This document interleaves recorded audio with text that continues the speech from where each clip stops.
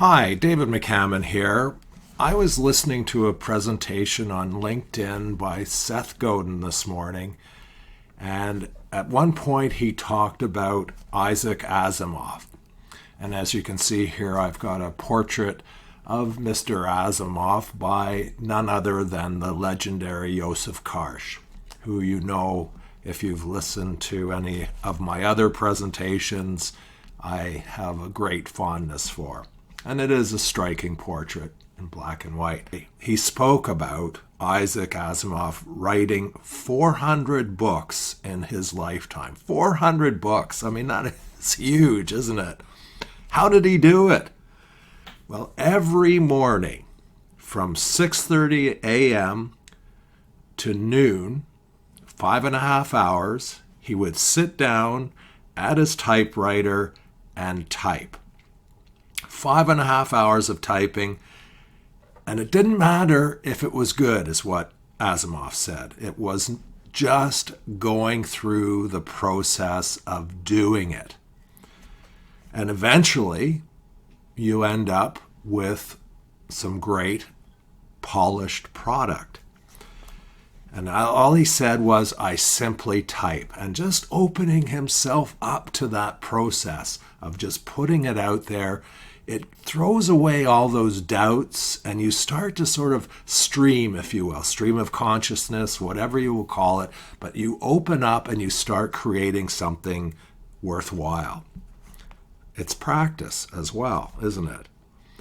And Seth said, there's no such thing as writer's block. There is only a fear of bad writing. And then he said, do bad writing. And why would I bring this up? Well, I'm saying do the same thing with your photography. Photograph all the time. I used to do this. I still do it, actually. 90% of the time I head out wherever I'm going, I'll take a camera with me.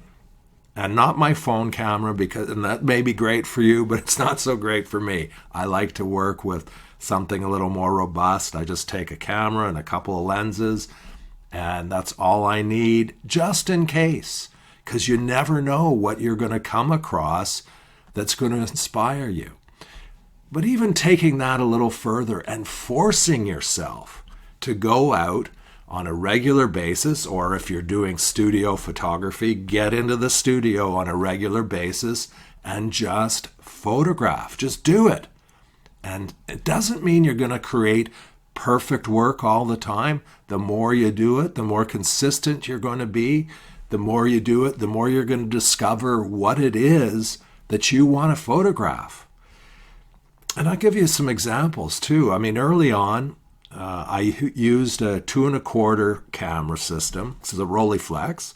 So there were no lenses to change. It was a very simple body. It was about 4 or 5 inches high, 3 inches square, very simple to put into a bag. Roll film, 12 exposures. And I would have that with me all the time, wherever I went. And I would go to visit somebody and I would go, oh my goodness, I've got to take your portrait. Can I take your portrait? I was really infatuated with taking portraits.